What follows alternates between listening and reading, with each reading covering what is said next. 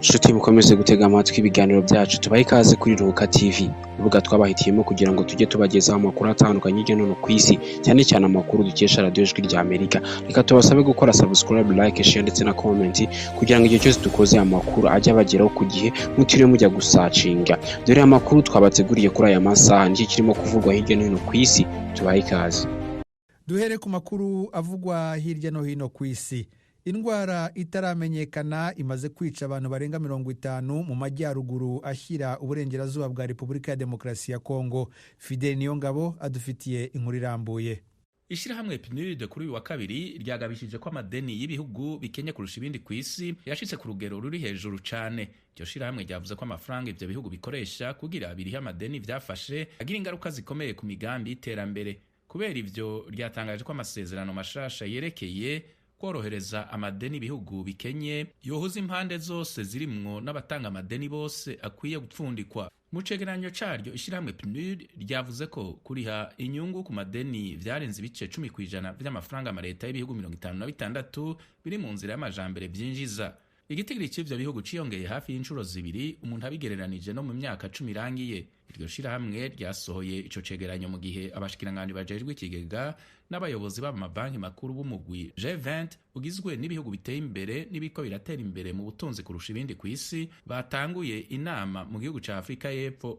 Kenya yohereje abarinda umutekano benshi ku mipaka yayo na Ethiopia nyuma y'igitero cyagabwe n'abagabo bitwaje intwaro, mucyo abayobozi basobanura nk'ubushyamirane bwambukiranya imipaka. Eugenia Mukankusi adufitiye inkuru irambuye. Minisitiri w'ubutegetsi bw'igihugu wa Kenya Kipchumba Murkomen yavuze ko guverinoma irimo gufatanya n'abayobozi ba Ethiopia gushakisha abaturage babuze. Abayobozi bavuga ko abo barobyi bo muri Ethiopia basakiranye na bagenzi babo bo muri Kenya mu ruzi rwa Omo kuwa gatandatu, kandi ko amato 15 yaburiwe irengero. Abo mu bwoko bwa Turkana bo muri Kenya n'abo mu bwoko bwa Dasanech bo muri Ethiopia bahuriye ku bikorwa by'ubukungu birimo iby'ubworozi n'iby'uburobyi. Ikibazo cy'amadeni mu bihugu bikiri mu nzira y'amajyambere kigeze ku rugero runini cyane. Ibi biravugwa n'ishami rya ONU ryita ku iterambere PNUD. Fidel Niyongabo aragarutse. Ishirahamwe PNUD kuri uyu wa kabiri ryagabishije ko amadeni y'ibihugu bikenye kurusha ibindi ku isi yashitse ku rugero ruri hejuru cyane. Iryo shirahamwe ryavuze ko amafaranga ivyo bihugu bikoresha kugira birihe amadeni vyafashe agira ingaruka zikomeye ku migambi y'iterambere. Kubera ivyo ryatangaje ko amasezerano mashasha yerekeye korohereza amadeni ibihugu bikenye yohuza impande zose zirimwo n'abatanga amadeni bose akwiye gupfundikwa. Mu cegeranyo caryo ishirahamwe PNUD ryavuze ko kuriha inyungu ku madeni vyarenze ibice 10% vy'amafaranga amareta y'ibihugu 56 biri mu nzira y'amajambere vyinjiza.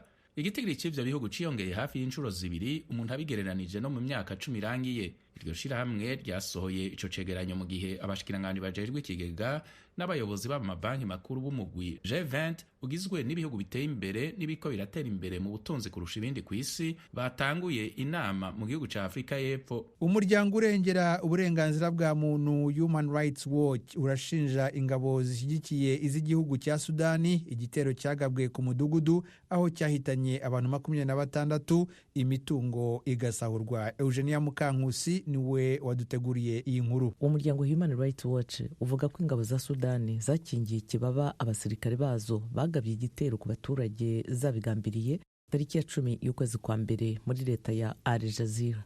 Mu mudugudu niho habaye isibaniro hagati y'ingabo za Sudani n'umutwe twara gisirikare wa Rapid Support Forces RSF. Ubwo bushyamirane bwakajije umurego muri ibi byumweru bishize. Ku rundi ruhande, umuryango w'abaganga batagira imipaka wahagaritse imirimo yawo yose mu nkambi ya Zamzam muri Sudani, ahaba abantu bagera ku 500 bagiye kuhashakira umutekano kubera intambara muri icyo gihugu.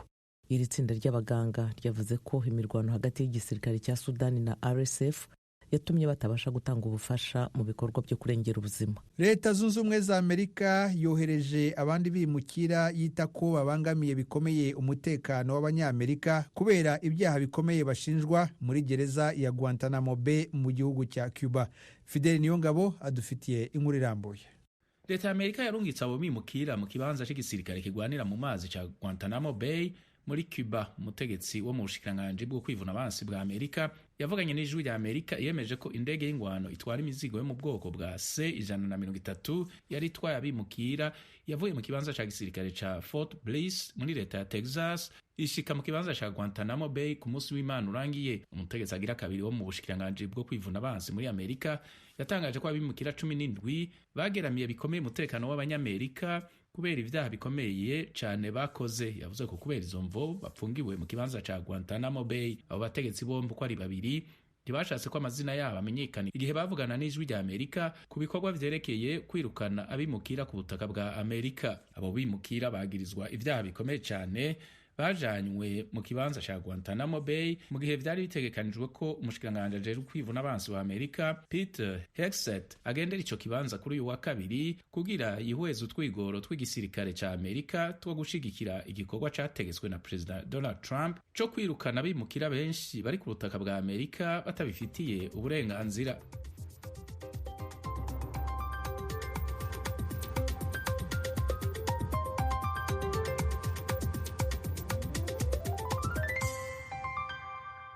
mukomeje kumva radiyo ijwi ry'Amerika ivugira i Washington DC mu kinyarwanda no mu kirundi. mujye no ku rubuga rwacu rwa interineti kuri wa3 radio yacu voa.com mukurikire aya makuru kuri Facebook, Instagram, YouTube na X muradusanga kuri VOA radio yacu. mu kanya turajya mu makuru avugwa mu karere k'ibiyaga bigari byo muri Afurika.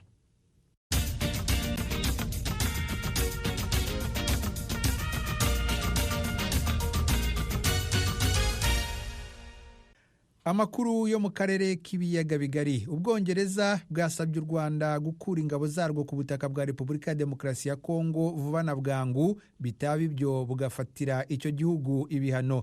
Ibyo bikubiye mu itangazo Ubwongereza bwasohoye kuri uyu wa kabiri rigaragaza aho iki gihugu gihagaze ku kibazo cy'intambara ibera mu burasirazuba bwa Kongo. Umunyamakuru Venuste Nshimiyimana uri Londres mu Bwongereza adufitiye inkuru irambuye. Itangazo ryashyizwe ahagaragara na Minisiteri y'Ububanyi n'Amahanga y'Ubwongereza kuri uyu wa kabiri rirasaba ko imirwano ihagarara, imfashanyo ikagezwa ku bayikeneye, amategeko mpuzamahanga agenga ubutabazi akubahirizwa, gahunda nyafurika yo kugarura amahoro igatera intambwe yigaragara, kandi ingabo zose z'u Rwanda zikava ku butaka bwa Kongo. Mu gihe bitaragaragara ko hari intambwe yatewe kuri izo ngingo, Ubwongereza bwafashe ibyemezo birimo guhagarika kujya mu nama zo ku rwego rwo hejuru zateguwe na leta y'u Rwanda, kugabanya kwamamaza no guteza imbere ibikorwa by'ubucuruzi hagati y'Ubwongereza n'u Rwanda, kuba hahagaritswe inkunga yahabwaga leta y'u Rwanda binyuze mu butwererane uretse inkunga yatangwaga igenewe abakene nyakujya n'abantaho nikora. Ibindi byemezo Ubwongereza bwatangaje birimo kungurana inama n'abandi bafatanyabikorwa b'u Rwanda ku bihano bindi byafatwa. Bwavuze kandi ko bugiye guhagarika gahunda zo gufasha mu mahugurwa mu bya gisirikare Ubwongereza bwakoranaga n'u Rwanda no gusubiramo impushya zo kohereza ibikoresho bya gisirikare ku ngabo z'u Rwanda. Leta y'Ubwongereza ikomeza igira iti u Rwanda rushobora kuba rufite impungenge z'umutekano, ariko ntibishobora kwihanganirwa ko hakoreshwa imbaraga za gisirikare. Igisubizo cya politiki nicyo cyonyine gikwiye kuri iyi ntambara. Turasaba Repubulika ya Demokarasi ya Kongo kuvugana n'umutwe wa M23 mu rwego rw'ibiganiro rusange bitagira uwo biheza. Mu mpera z'icyumweru gishize, Minisitiri w'Ubwongereza w'Ububanyi n'Amahanga David Lammy yabonanye n'abaperezida Felix Antoine Tshisekedi wa Repubulika ya Demokarasi ya Kongo na Paul Kagame w'u Rwanda. Mu biganiro bagiranye, Minisitiri Lammy yagaragaje ko ibitero biheruka gukorwa n'umutwe wa M23 n'ingabo z'u Rwanda RDF birimo ifatwa ry'umujyi wa Goma na Bukavu ari ukuvogera kurengera ubusugire bwa Repubulika ya Demokarasi ya Kongo kandi ko binyuranije n'amahame agenga umuryango w'abibumbye. Minisitiri Lamy yasabye kandi abakuru b'ibihugu byombi gushyigikira ku buryo bugaragara gahunda y'amahoro iyobowe na Afurika yo gushaka igisubizo kirambye. Yababwiye ko umuryango mpuzamahanga uzafata ibyemezo bihamye kubera intambara ikomeje kwiyongera. Itangazo rya Minisiteri y'Ububanyi n'Amahanga y'Ubwongereza rivuga ko mu byumweru bike bishize Ubwongereza bwunguranye inama n'abandi bafatanyabikorwa barimo ibihugu 7 bikize cyane ku isi G7 kandi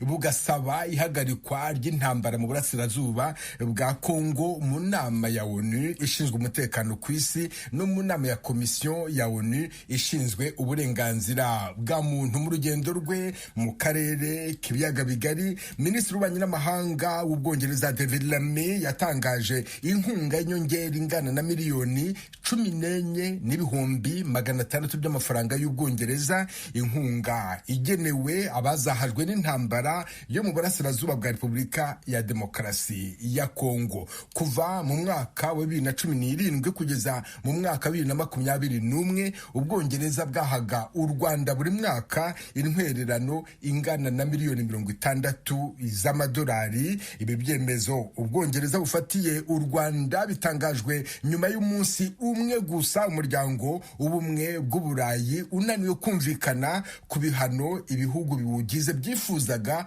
ko byafatirwa u Rwanda. Igihugu cya Luxembourg cyabyitambitsemo bituma ibihano byari gufatirwa ikigo kimwe cy'u Rwanda n'abandi bayobozi 9 b'u Rwanda bidafatwa. Kuri ibi byemezo by'Ubwongereza, leta y'u Rwanda irashinja icyo gihugu kubogamira ku ruhande rwa Repubulika ya Demokarasi ya Kongo no kudashyira mu gaciro. Mugenzi wacu Geoffrey Mutagoma araduha ibindi kuri iyi nkuru. Mu itangazo yasohoye, Minisiteri y'Ububanyi n'Amahanga y'u Rwanda ivuga ko bibabaje ko Ubwongereza bwafashe izi ngamba ku buryo bugaragaza ko bufite uruhande bubogamiyeho muri iki kibazo. U Rwanda ruvuga ko gutekereza ko rwashyira mu kaga umutekano warwo n'abarutuye ari ukudashyira mu gaciro. Ruravuga ko izi ngamba ntacyo zifashije Repubulika ya Demokarasi ya Kongo kandi nta n'inkunga zitanga mu gukemura amakimbirane arangwa mu burasirazuba bwa Kongo ku buryo burambye binyuze mu nzira ya politike. Ku ruhare u Rwanda rushinjwa, rusobanura ko Repubulika ya Demokarasi ya Kongo ariyo yagombye kubirebwa na byinshi kurusha abandi bose bihuriye muri iki kibazo, nyamara hakaba nta na kimwe ibazwa ku kwibasira amoko amwe no guhohotera abaturage. Aha u Rwanda ruvuga ko mu bahohoterwa harimo iyicwa ry'Abanyamurenge muri Kivu y'Epfo. U Rwanda ruravuga ko impamvu itayibazwa zigaragarira buri wese, ariko rukongeraho ko kuba bimeze gutyo ari uguteza Kongo umurindi wo gukomeza gukoresha uburyo bwa gisirikare muri iki kibazo, bigatuma kidakemuka kandi abaturage bakaguma kuhababarira. U Rwanda kandi ruvuga ko ruzakomeza gushimangira ko impamvu z'umutekano warwo zihabwa agaciro. Rubona ko leta n'abafatanyabikorwa bayo ku rwego mpuzamahanga batigeze babyitaho, rugasanga iyi ntambara y'urudaca n'ibibazo by'umutekano muke bisa naho hari ababifitemo inyungu ku buryo butaziguye cyangwa buziguye. Kuba iki kibazo cyabonerwa umuti, u Rwanda ruvuga ko rwiyemeje gukorana n'ibindi bihugu harimo n'ibyo ku rwego rwa Afurika bigerageza kuba umuhuza muri iki kibazo. Aha rugasaba umuryango mpuzamahanga gushyigikira iyi nzira rubona ko ariyo rukumbi yizeweho umuti urambye. Tukivuga kuri ibyo bihano bikomeje gufatirwa u Rwanda, ishyaka PS Imberakuri uruhande ruyobowe na Bernard Ntaganda rirasaba ubutegetsi bw'u Rwanda kwisubiraho kuko risanga abaturage basanzwe aribo bazagirwaho ingaruka z'ibyo bihano birimo gufatirwa igihugu. Uyu yanasabye ubutegetsi gufungura urubuga rwa politike. Yabivuze mu kiganiro kigufi yagiranye na mugenzi wacu Tim Ishimwe. Icyo bivuze ku baturage ngira ngo ubu ngubu ni ukubahuhura. N'ubundi abaturage b'u Rwanda ntago bari babayeho neza, ntawe utabizi ko dufite ishyaka FPR imaze imyaka 30 ku butegetsi iyoboza igitugu ku buryo ntacyo rwose umuturage yunguka mu mibereho ye. Ubu rero ibintu bigiye guhuhuka, abaturage ubu bagiye gupfa nk'uko zishwe na muraramo. Mu itangazo hari aho wanditse ko gukora ibi ku Rwanda rusa nk'aho rwishyize mu mutego. Aha ngaha washaka kuvuga iki? Icya mbere, kuba rwayishyize mu mutego ni ubutegetsi bubi bwaranze iyi leta ya Perezida Paul Kagame mu myaka 30.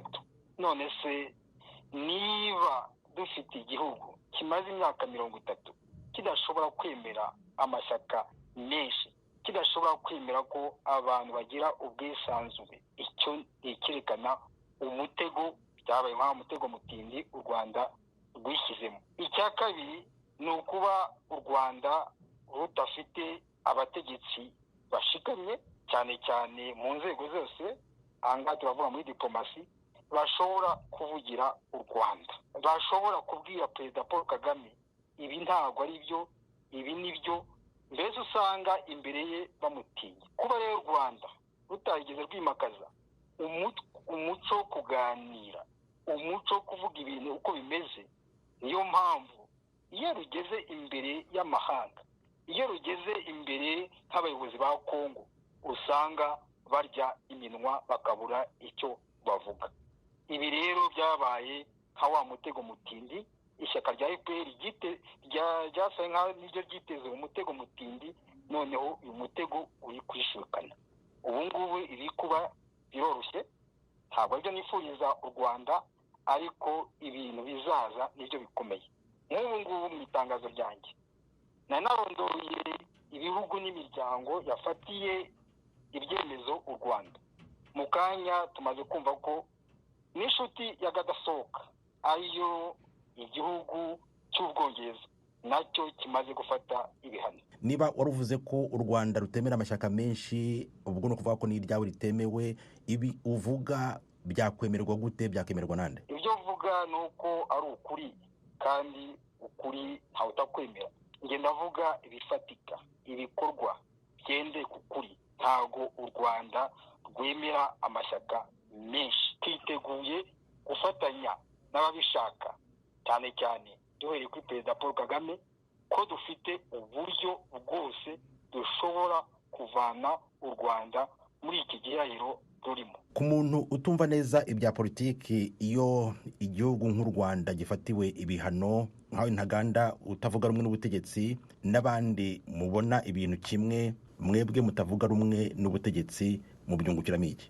Twebwe sinavuga ko hari icyo twunguka, ahubwo natwe kuko turi abaturage b'Abanyarwanda, natwe turababara. Nayo mpamvu duhaguruka tukavuga ati tugakora itangazo nka ririya tugaragaza amakosa yakozwe na leta y'u Rwanda iyobowe na Perezida Paul Kagame, tuyisaba kugira ngo bahindure uburyo bakora cyangwa bayobora igihugu. Icya kabiri, ibintu nk'ibi ngibi iyo bibaye, birumvikana ko tugomba guhebera urwaje, tukemera ko natwe tugomba kwemera kubabara, kuko umuntu umwe w'umunyabwenge yavuze ati abaturage nibo bagira umuyobozi bakwiye. Nibyo rero dufite nk'Abanyarwanda, nibo bayobozi dufite, kandi aba bayobozi twaremeye ko badusya, twaremeye ko baduharanga ku rusyo, nitwemerere dukenyeye natwe tubabare, ariko byumvikana ko ntacyo twunguka, ahubwo turakomeza kubabara. Umuti ubona niki, ubona u Rwanda rwakora kugira ngo rwikure muri ibi bihe? Icya mbere, ishyaka rya FPR rigomba gufungura urubuga rwa politiki. Icyo ni icya mbere. Icya kabiri ni ukwemera ukumva ko rugomba kubana n'ibihugu ruturanye nabyo, n'ibihugu bikikije u Rwanda, kuko umuntu ashobora guhitamo inshuti ariko ntashobora guhitamo umuturanyi. Ijwi ry'Amerika ryatanguye kubashikiriza ibiganiro byaryo n'inkuru zitandukanye, zaba izanditse, izo mu mavideo, mu majwi no mu mafoto, biciye ku rubuga rwa WhatsApp. Woba ushaka kwinjira kuri uru rubuga, ja ku rubuga rwacu rwa Facebook Radio Yacu VOA, aho uza kuhasanga icyo bita link mu Congereza canke lien mu Gifaransa, igufasha kwinjira muri urwo rubuga rushasha rw'Ijwi ry'Amerika.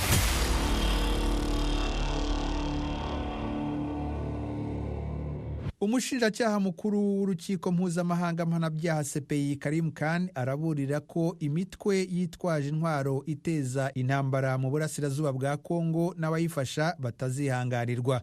Bwana Karim Khan ibyo yabitangarije abanyamakuru kuri uyu wa kabiri ubwo yageraga i Kinshasa mu murwa mukuru wa Repubulika ya Demokarasi ya Kongo. Ni mu ruzinduko agirira muri iki gihugu. Umunyamakuru Temistokle Mutijima aratugezaho ibindi kuri iyi nkuru. Umushinjacyaha mukuru w'urukiko mpuzamahanga mpanabyaha asuye Repubulika ya Demokarasi ya Kongo mu gihe iki gihugu cyugarijwe n'intambara mu burasirazuba bwacyo.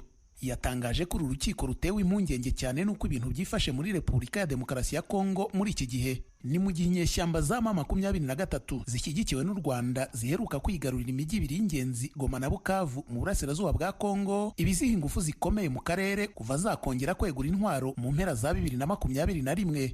Nyamara Bwana Karim Khan akavuga ko ku bijyanye n'izi ntambara ubutumwa bugomba kumvikana neza. And the message has to be conveyed very clearly.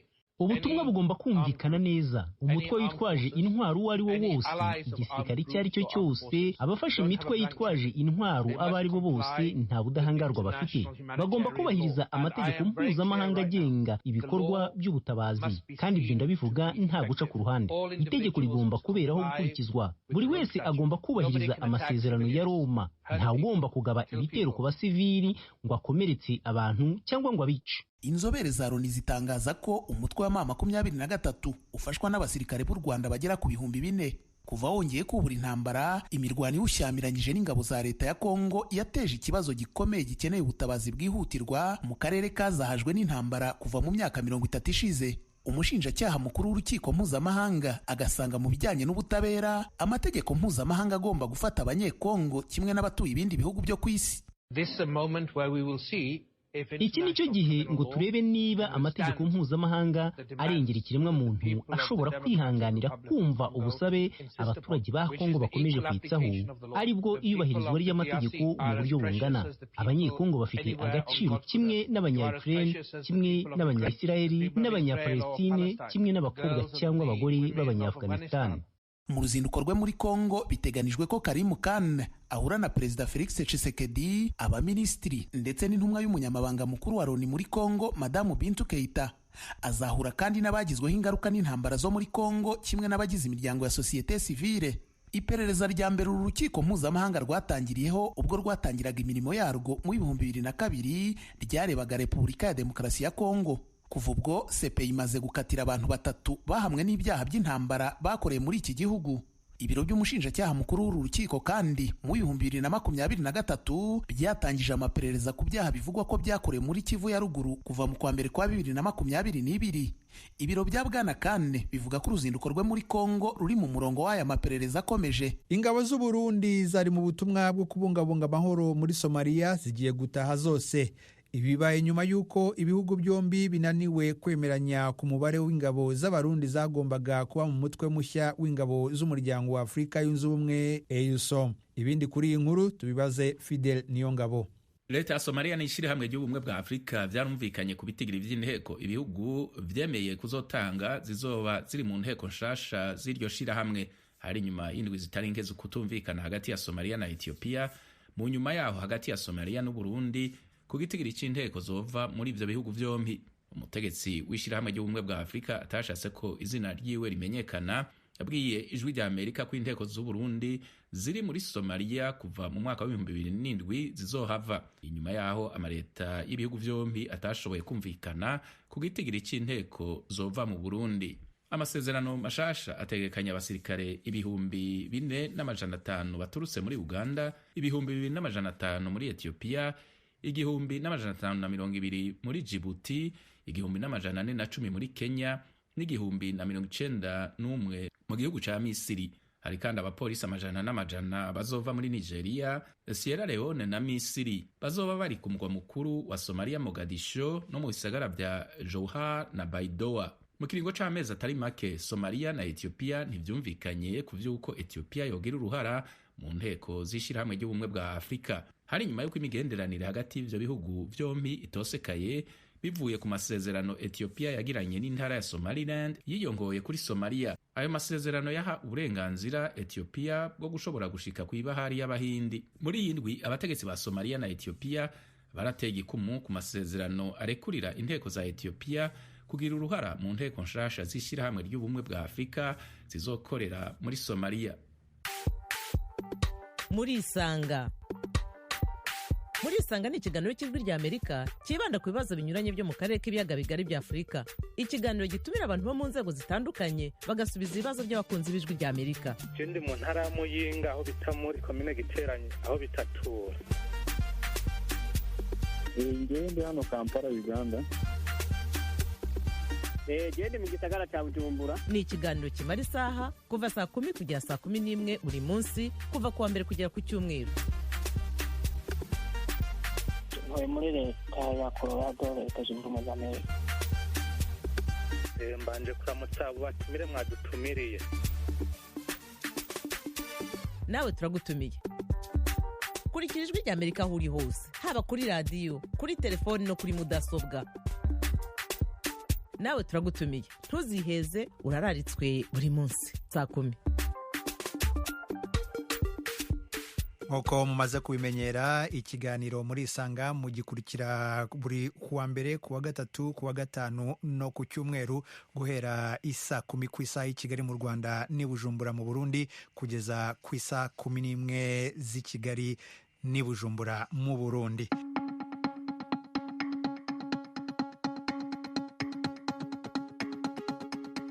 Nshuti mukomeje kudutega amatwi, amakuru twabagezagaho muri iki gitondo naha tuyasoreje.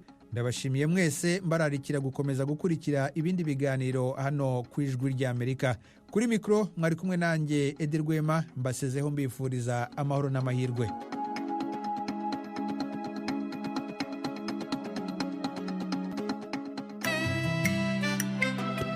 It's an MP record.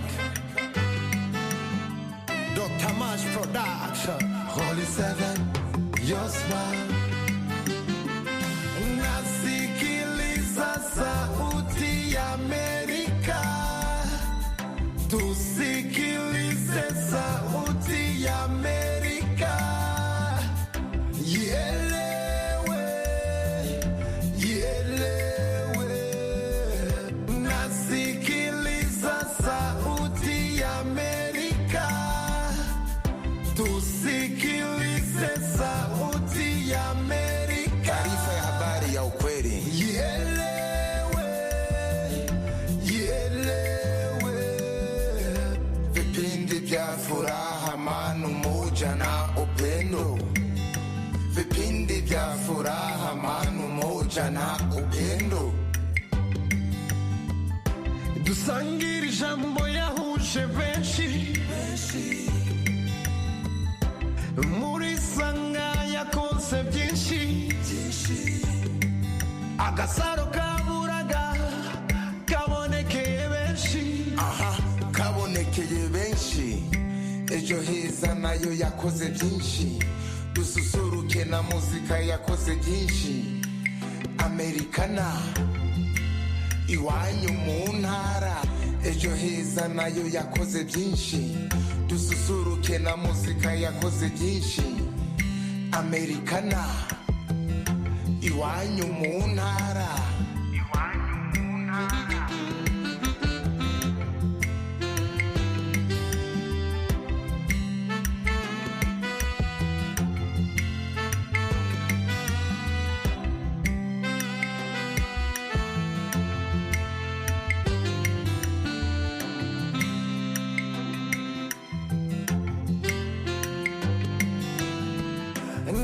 Nasikiliza sauti ya Amerika. Taarifa ya habari ya ukweli. Tusikilize